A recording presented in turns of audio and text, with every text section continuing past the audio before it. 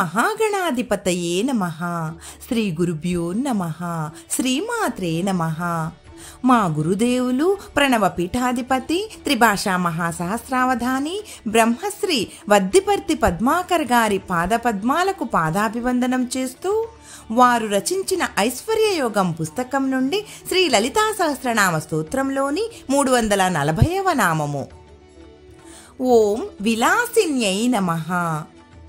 ఓం విలాసిన్యై నమః. ఓం విలాసిన్యై నమః. అమ్మవారు అలంకార స్వరూపిణి. సృష్ట్యాదులను చేయడం ఆమెకొక క్రీడ కనుక ఆటలాడుకొనున్నది అని ఒక అర్థం.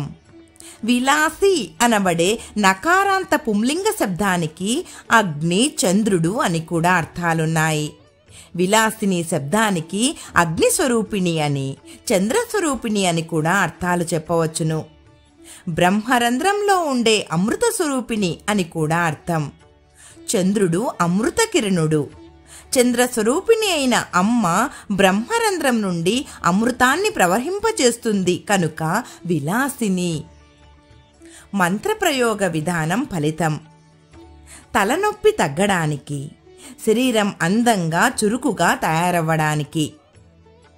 శరీరం పాలిపోయి చురుకుదనం లేకుండా బాధపడేవారు, తరచుగా తలనొప్పితో బాధపడేవారు ఈ మంత్రాన్ని యథాశక్తిగా జపం చేసి పచ్చకర్పూరం, తులసీ దళాలను ఒక పాత్రలో నీటితో కలిపి జపానంతరం తీర్థంగా త్రాగాలి.